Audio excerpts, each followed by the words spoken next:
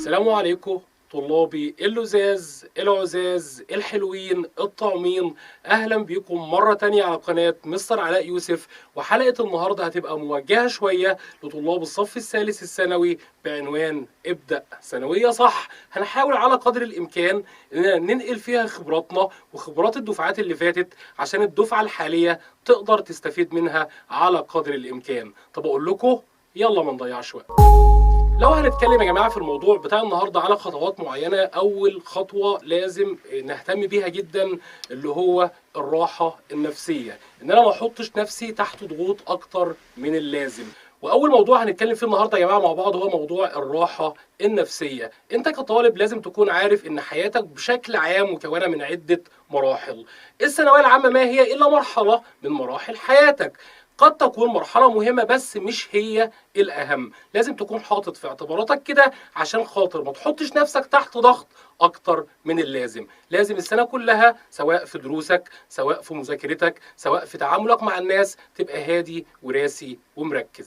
وعشان الراحة النفسية دي تتحقق والضغوط دي كلها تتشال من عليا لازم تكون واثق ان ربنا دايما حابب لك الخير في كل مرحلة من مراحل حياتك. ده يعني ايه؟ ده يعني ان انت تعمل كل اللي انت تقدر عليه وتتمنى هدف او تحط هدف براحتك خالص وتسعى وتجتهد كل الاجتهاد عشان تحقق الهدف ده، بس في الاول او في الاخر اللي ربنا يجيبه خير. لو حسبتها كده او فكرت كده صدقني في ضغوط قوية جدا هتتشال من عليك وهتقدر تركز وهتقدر تعدي السنة وانت هادي.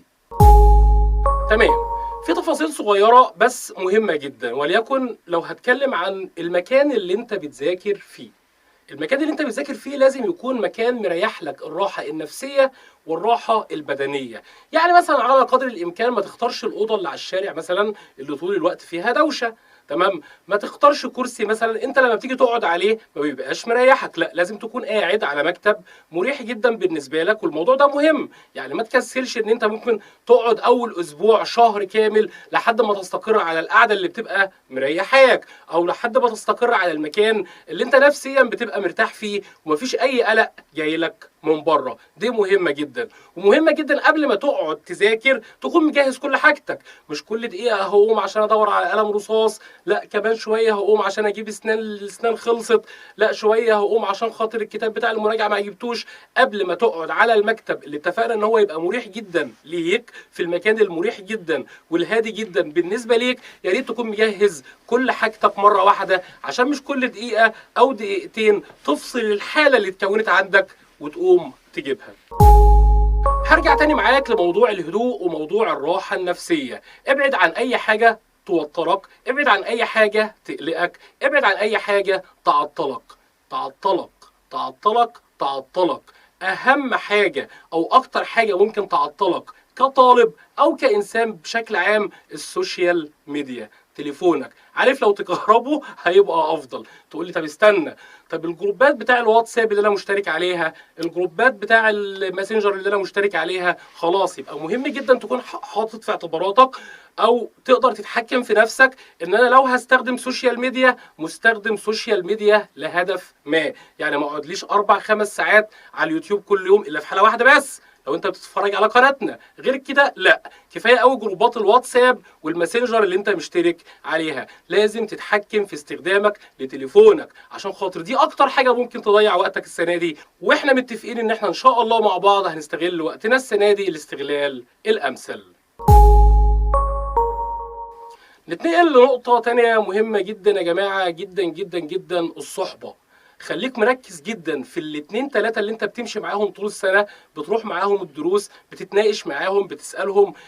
عايز اقول لك ان الجروب بتاعك او الشلة زي ما بيقولوا اللي انت هتقضي معاها تالتة ثانوي قد يكون عليها من نسبة 60-70% من عامل نجاحك او فشلك السنة دي. هتقولوا ان انا ببالغ، صدقني ابدا والله ابدا. صاحبك ده اللي هينقل لك يا اما الثقة بالنفس يا اما عدم الثقة بالنفس، يا اما الاهتمام يا اما الاهمال، يا اما استغلال الوقت الاستغلال الصحيح او تضييع الوقت في الفاضي. ركز جدا في اختيار الاتنين تلاتة اللي انت بتمشي معاهم السنة دي، اللي انت بتروح معاهم دروسك، اللي انت ممكن تكون بتذاكر معاهم لو في ناس بتحب تذاكر في جروبات، اللي انت مثلا بتتناقش معاهم في المشاكل اللي بتقابلك طول السنة. مهم جدا تكون مصاحب حد راسي مصاحب حد نفسيا هادي، مصاحب حد مش خبيث، تمام، عشان ما يضحكش عليك ويقول لك انا ما بذاكرش، انا الدنيا ضايعه مني، وهو بال 24 ساعه قاعد على الكتاب. تصاحب حد متفتح شويه، تصاحب حد يكون امين ومخلص، لما يشوفك بتعمل حاجه غلط او بتضيع وقتك في حاجه مش مستاهله او ملهاش لازمه يقدر يقول لك لا انت كده بتعمل غلط، لا تعالى نشوف الصح ايه ونعمله. مهم جدا تختار اصحابك، وهقولها تاني ومن غير مبالغه، بنسبه 60% من نجاحك او فشلك في المرحله اللي احنا فيها بتتوقف على اختيارك لاصحابك، او بالعاميه الشله اللي انت بتقضي السنه معاها. نتنقل مع بعض يا جماعه عن نقطه مهمه جدا جدا، واحنا ان شاء الله باذن الله النهارده مش هنتكلم غير في الحاجات المهمه جدا اللي تفيدك فعلا واللي تضيف لك فعلا. طيب هنتكلم في ايه دلوقتي؟ هنتكلم في علاقه المدرس بالطالب. وكلامنا في علاقة المدرس بالطالب شوية هتتغير عن زمان عشان خاطر نظام الثانوية الجديد اللي بيحكمنا دلوقتي، فاحنا لازم نكون بنتعامل مع أمر الواقع. لازم تكون عارف حاجة مهمة جدا في نظام الثانوية العامة الجديد، المدرس دوره ما عادش زي الأول. يعني ما عادش المدرس هو اللي بيعمل كل حاجه وانت يعني خلاص يا دوب تحضر الحصه وتسمع كلامه، لا. في نظام الثانويه العامه الجديد وانت قد تكون الدفعه الثالثه، يعني لو جبنا السنتين اللي فاتوا وجينا نحللهم هنلاقي ان المناهج فاضيه. تعالى امسك مثلا، احنا عندنا في الانجليزي مش لاقي اي حاجه، يعني مضارع بسيط، مضارع تام اللي بناخده من ثالثه اعدادي ومفيش اي جديد. معنى كده ايه؟ او ده معناه ايه؟ وعلى فكره برضو اسمع ان في العربي نفس الكلام، يعني اسمع ان في العربي دروس متحرره وحاجات غريبه كده. هو ده الامر الواقع فلازم نتعامل معاه. طيب يعني ايه بقى؟ او دور المدرس اختلف ازاي؟ الاول كان الكتاب عندك جلده وجلده، والامتحان ما بيطلعش من براهم، ولو في نقطه كده كانت بتبقى الطالب المتميز بتعمل قلق حتى بين المدرسين، بتبقى نقطه واحده في الامتحان. لا دلوقتي عاد بيعتمد على فهمك، وعشان يكون بيعتمد على فهمك المدرس مش هيقدر يلم لك كل حاجه، فلازم تكون واثق ان انت دورك اهم من دور المدرس بكتير جدا. طب اعمل ايه يا مستر؟ في غلطه الناس كلها بتقع فيها وانا مش شايف لها اي اهميه بصراحه. لو هتسالوني عن رايي، ان بشوف حد مثلا يا ابني انت جاي منين، يقول لي جاي من درس الرياضه. يا بنتي انت جاي منين؟ يا ابني درس الرياضه ازاي؟ يعني بيدي لي 3 مواعيد مختلفه لنفس الدرس، اكتشف في الاخر انه ممكن يكون بياخد 3 دروس رياضه او 4 دروس رياضه. انا شايف ان الموضوع ده ما بيفيدش غير ان هو بيضيع الوقت وبس. طيب انت يا مستر رايك ايه؟ او تفيدني بايه او تنصحني بايه؟ انصحك ان انت وانت قاعد تذاكر تكون معتمد على دماغك اكتر، تبدا تحلل كل معلومه انت بتاخدها، تمام، تبدا تربط كل معلومه انت بتذاكرها النهارده بمعلومه مثلا قابلتك من شهرين وتجيبها تاني وترجع، وممكن تمسك ورقه وقلم وتربط المعلومتين ببعض. طب ايه كمان يا مستر؟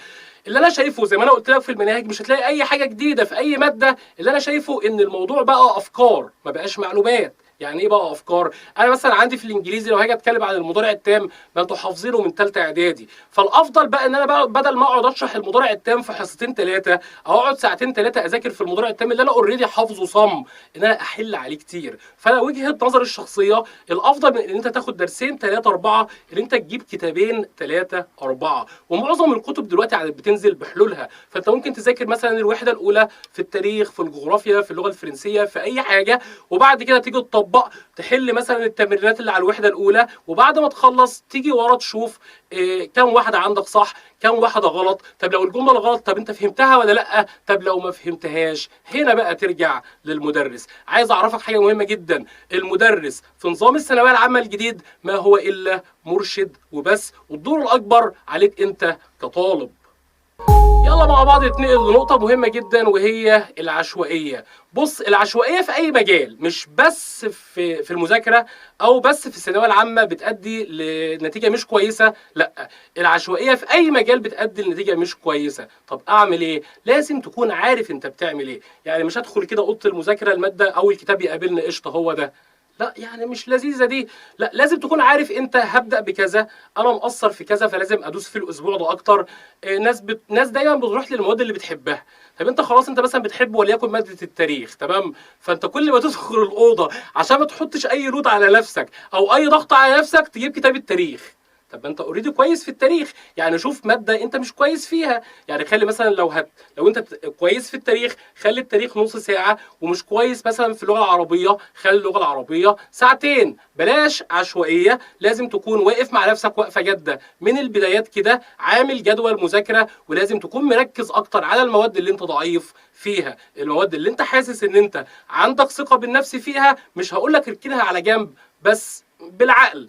كل واحد فينا بيحب ينام على الجنب اللي يريحه، تمام؟ بس مش في دي.